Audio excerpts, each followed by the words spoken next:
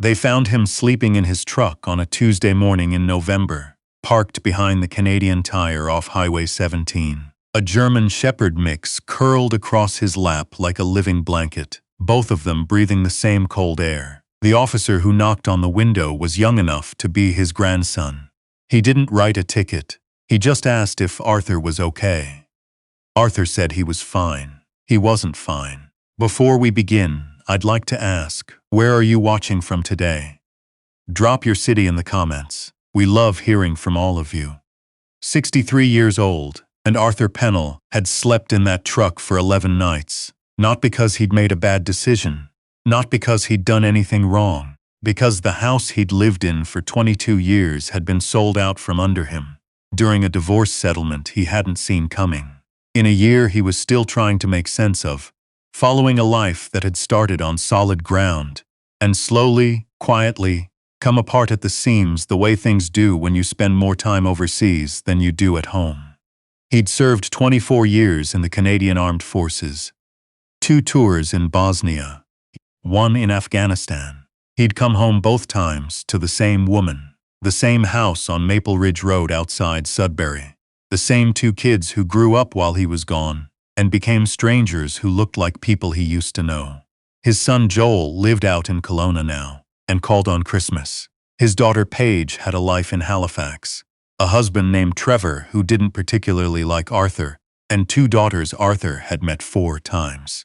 His wife, ex-wife, had moved on faster than he thought possible. He didn't blame her. He really didn't. But blame and understanding are different animals, and neither one helps you sleep in November.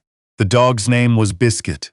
Arthur hadn't named him. The name had come with the dog 3 years earlier, when a woman at the shelter in North Bay had handed Arthur the leash and said, "He's been here 8 months. He needs somebody patient." Arthur had looked down at the dog, sandy brown, one ear up, one ear permanently folded, a face that looked like it had seen some things, and something in his chest had loosened, just slightly the way a knot does. When you work at it long enough, he'd said, "I can do patient." That had been the whole of it. No ceremony, just a leash changing hands and a dog deciding, in the way dogs do, that this was his person now. Biscuit rode in the front seat.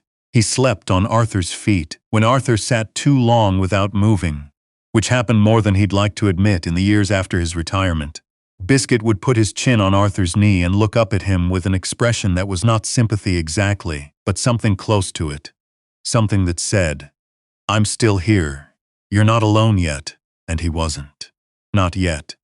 But the truck was getting cold. The officer that Tuesday morning had given Arthur a card for a veterans outreach office in Sudbury and told him the parking lot wasn't somewhere a man should spend the winter. Arthur had thanked him, put the card in the glove box with 3 others just like it, and driven north. He didn't have a plan. He had a quarter tank of gas, $412 in his checking account, and a general sense that if he kept driving the problem might reconfigure itself into something more manageable. This is the part of the story Arthur doesn't talk about easily, even now. The part where a man who had navigated conflict zones and field conditions, and the kind of cold that gets into the marrow, somehow couldn't navigate a parking lot in Sudbury. It wasn't weakness. It was the particular exhaustion that comes from fighting so long on the wrong front. He'd spent years being strong for a mission, for a unit, for a country. He had no practice being strong for himself. He drove for 2 hours. Biscuit slept. The highway north of Sudbury doesn't forgive inattention. It's a road that requires you to be present. The curves come fast. The shoulders are soft. And in November the light changes so quickly that afternoon becomes dusk before you've registered the shift. Arthur drove with both hands on the wheel, which was the only way he knew how to drive. And he watched the trees and tried not to think about the house on Maple Ridge Road, about the kitchen where he'd made coffee 1,000 mornings, about the back porch where he'd taught Joel to identify constellations one summer, before Joel stopped caring about constellations. He turned off onto a secondary road without meaning to, or maybe he meant to and didn't know it yet. He still can't say for certain. The road narrowed, gravel. Then the gravel thinned out and became something closer to a suggestion of a road, 2 tire tracks through dry grass and frost. He drove another 300 meters and stopped. To his left, through a stand of birch trees gone bare for winter, he could see water. A lake small and flat and gray as old pewter, and beyond the tree line, half hidden by overgrown spruce, the corner of a building. He sat in the truck for a long time. Biscuit woke up. He looked at Arthur. He looked at the trees. He made a sound in the back of his throat that wasn't quite a whine, more of a question. "All right," Arthur said. He got out. The building was a cabin. Or had been a cabin, once, before time made its usual case for reclamation. The walls were vertical board and batten, weathered silver gray. Some of the boards warped so far from plumb they'd caught rain and sent it sideways instead of down. The roof was corrugated metal, half its fasteners gone, one section lifted at the corner by some past wind and never pressed back down. The porch had 3 steps, and the middle one had given way. The wood punched through to nothing, leaving a gap that Biscuit stepped around with the careful deliberation of an old cat.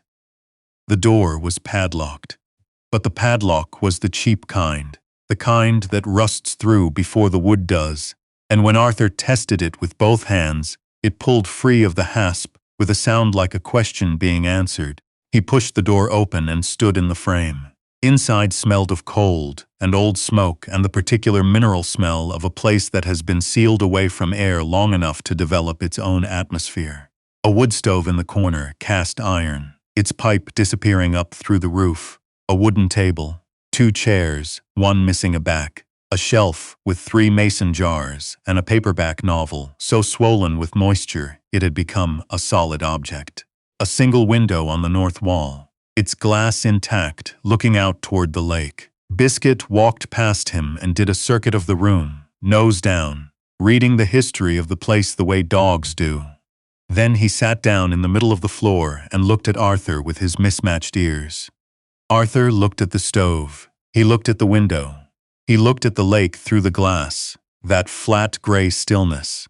He said, out loud, to no one in particular, "Well, it took him 3 days to find out who owned the property.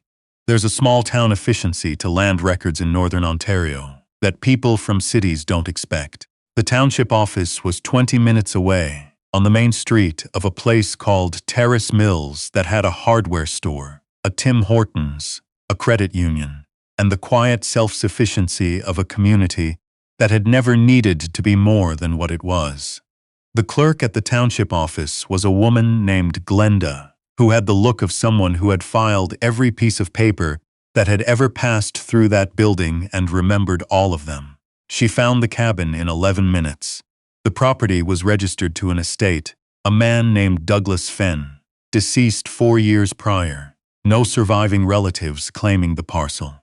The estate was technically in arrears on property taxes, $2,340, and because no one had come forward to claim it, the township was within its rights to auction the property for the outstanding taxes. Glenda told him this without particular drama, the way you'd explain bus schedules. Arthur asked what the minimum bid was at a tax auction. Glenda said it was the amount of the arrears, $2,340. Arthur had $412 in his checking account. He thanked her and drove back to the cabin. He sat on the porch in the cold, on the top step, avoiding the middle, and scratched behind Biscuit's ears and looked at the lake. The light was going. In winter this far north, the light is always going. You learn to work in it while you have it and be still when it's gone. He thought about the outreach card in the glove box. He thought about the Veterans Service Office in Sudbury and the phone number he hadn't called. He thought about Joel in Kelowna and Paige in Halifax, and the particular silence that had grown up around both of those relationships. Not angry, not cruel, just the silence of time and distance, doing what time and distance do. He thought about 24 years of service and what he had to show for it, which was a truck and a dog and a jacket he'd had since 2009, and the knowledge of how to do things, how to read terrain, how to build a fire with wet wood, how to make a space livable from almost nothing that nobody was asking him to do. He stayed that night, and the next night, he called the outreach number on day 4. The man who answered was named Paul, and he didn't lead with sympathy. He led with questions. What branch? What years of service? What was the specific situation? What was needed? Arthur appreciated this more than he could have said. He was tired of sympathy. He wanted someone to look at the problem like a problem. Paul knew about the tax auction process. He knew about programs, federal ones, provincial ones, one specifically administered through a veterans advocacy organization in Ottawa that had a fund for exactly this kind of thing. Emergency stabilization, they called it. Arthur called it a lifeline and didn't say so out loud. The application took 12 days. The approval took another 9. And on a Thursday in early December, Arthur Pennell stood at the counter of the Terrace Mills Township office with a certified check for $2,340, and Glenda looked at it and looked at him and stamped 3 forms and handed him a copy and said, "Welcome to the area." He almost didn't catch it, what she'd said. And then he did. He walked out to the truck. Biscuit was in the front seat. The certified check copy was in Arthur's hand. He sat down and looked at it for a long time. He had owned one house in his life. He had lost it, and now he owned, legally, outright, in his own name, a broken-down cabin on a lake in northern Ontario that a man named Douglas Fenn had lived in and left behind. It wasn't much. It was everything. The first winter was the kind of education that doesn't come with a manual. Arthur had skills. This much was true. 2.5 decades in the military includes things civilians don't always account for. Field sanitation, structural assessment, improvised repair, the ability to look at a problem and break it into components and work through them one at a time without losing your footing. These skills do not disappear after retirement. They sit in the body, waiting. He started with the roof. The lifted section had let in moisture along the east wall, and the wall had let that moisture into the floor joists, and the floor joists in the north corner had softened enough that you had to step around them, or feel the give underfoot. He didn't have money for new lumber, not yet, but he had the truck, and he knew which roads had fallen timber, and he'd learned long ago that northern Ontario was the kind of place where materials presented themselves to people willing to look.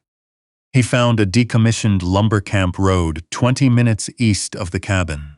The camp itself had been stripped long ago, but the site had old-growth wood in the outbuildings. Heavy timber, hand-cut, the kind of wood that outlasts the buildings around it.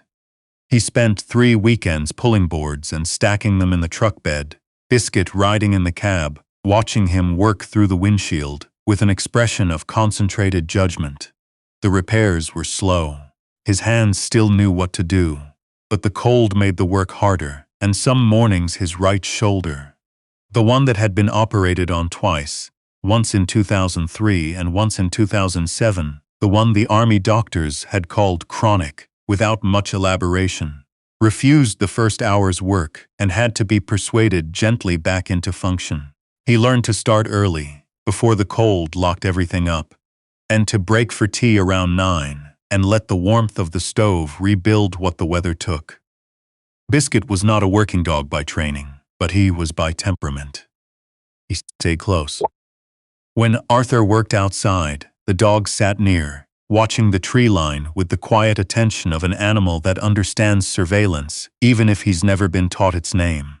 If someone came up the track, and occasionally someone did, a hunter, a snowmobiler, once a pair of teenagers who'd lost their way, Biscuit would stand and orient toward them, not aggressive but unmistakably present, unmistakably there. The wood stove turned out to be the best thing in the cabin, and possibly the best thing in Arthur's life. A cast iron stove of that age and build, he'd identified it eventually as a Quebec heater, probably from the 50s, operates on principles that don't change. Feed it dry wood, give it air, let it develop a bed of coals, and it will heat a space well past what its size suggests. Arthur had found a pile of split birch in the lean-to behind the cabin, dry enough to use, and he'd added to it steadily through November and December. By Christmas, the cabin was warm. He didn't tell anyone where he was spending Christmas.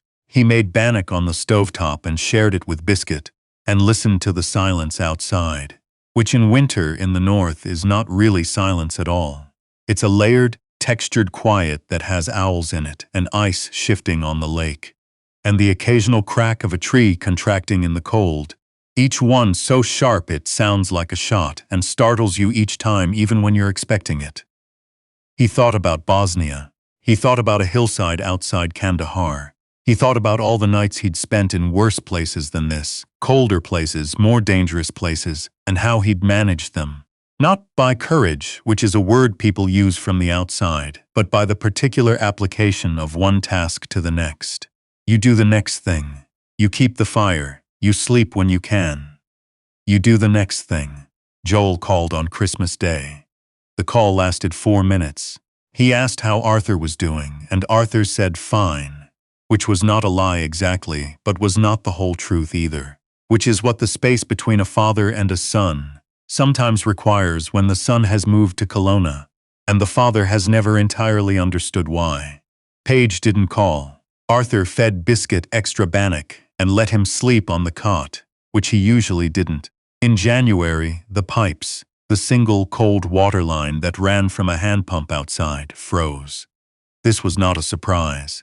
Arthur had wondered how long they'd last. He started hauling water from the lake in a series of containers he'd collected from the Terrace Mills hardware store. A man named Bob, who had taken to greeting Arthur with the low-grade recognition of a shopkeeper who has realized a new regular customer has arrived in town. Bob didn't ask too many questions. People in small towns sometimes have better instincts about when not to ask than city people give them credit for.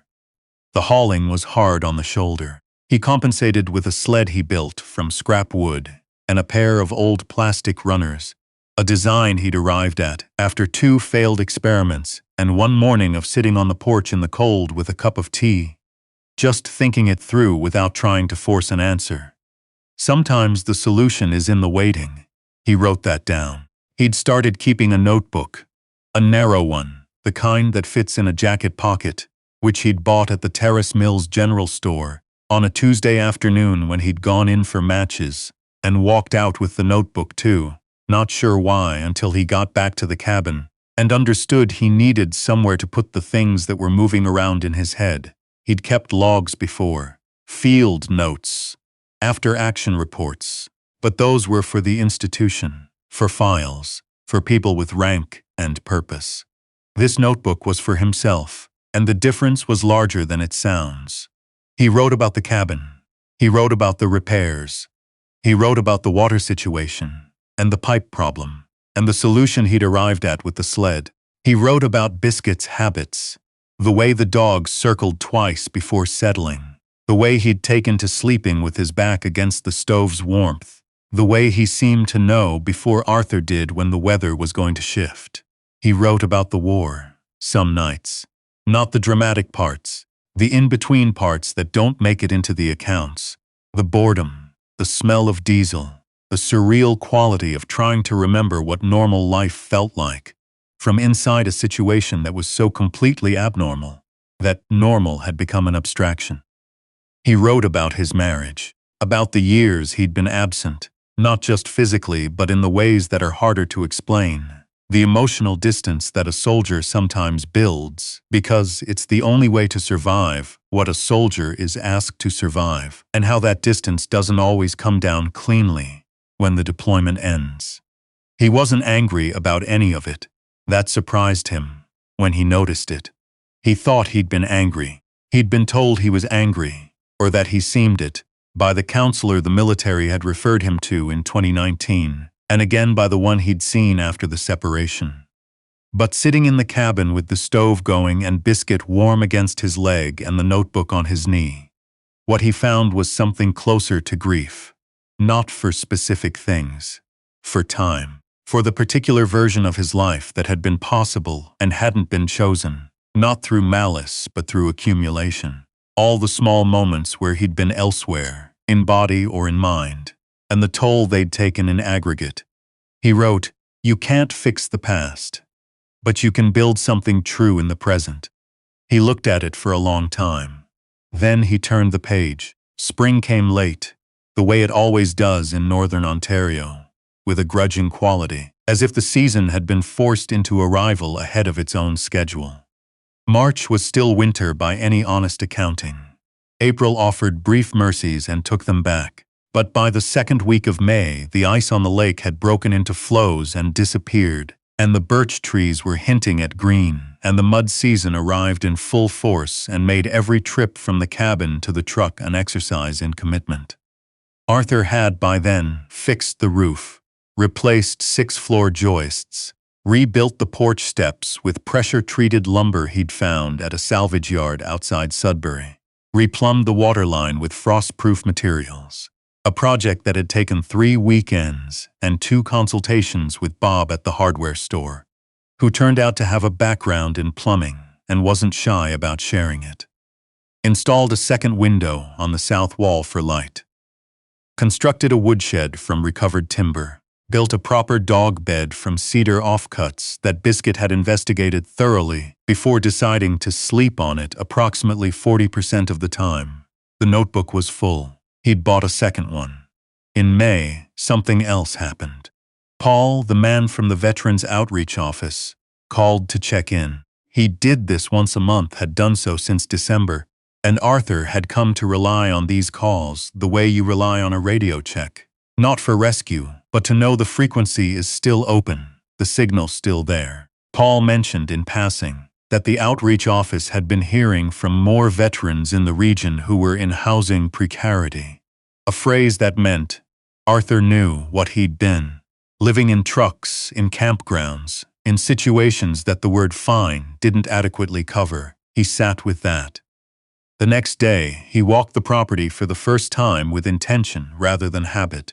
He'd always walked it before, along the lake shore, through the birch stand, up the slope behind the cabin where the spruce grew thick, and the light filtered down in the particular way that filtered northern light does, green-gold in spring, white in winter.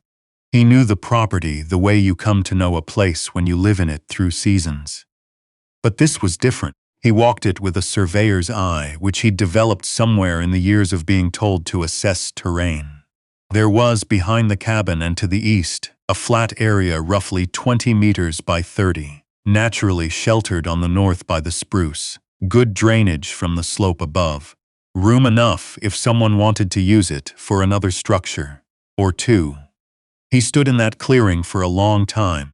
Biscuit sat next to him, doing his version of the same thing. He called Paul the next day. What would it take, Arthur said, to make this a place? Paul was quiet for a moment. Say more. A place where someone in the situation I was in, someone coming out of service or coming out of a hard stretch, someone who needs a landing spot and a minute to think could come and be. Paul said, "What's your land situation?" Arthur told him. He told him about the tax auction, the size of the parcel, the clearing, the lake. Paul said, "I know some people you should talk to."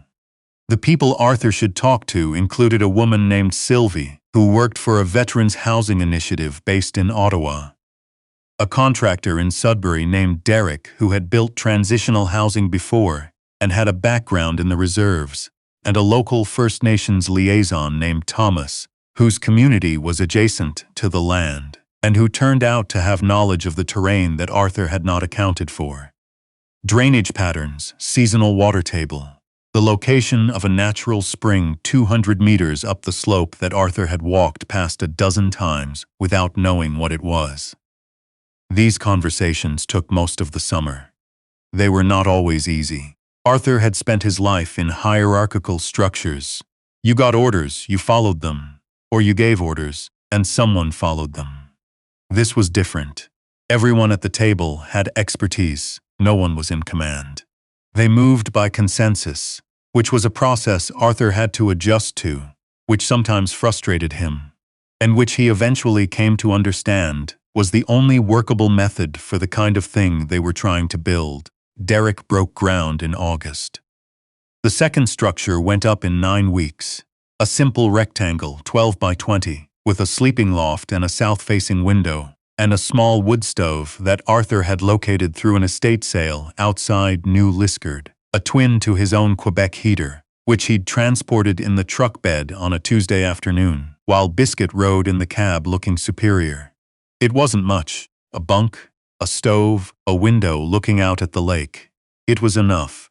The first person to use it arrived in November, exactly 1 year after the officer had knocked on Arthur's truck window in the Canadian Tire parking lot. His name was Owen.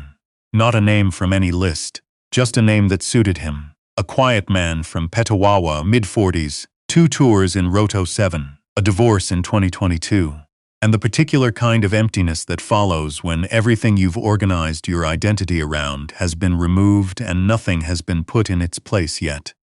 Arthur met him at the truck and walked him up the path to the second cabin.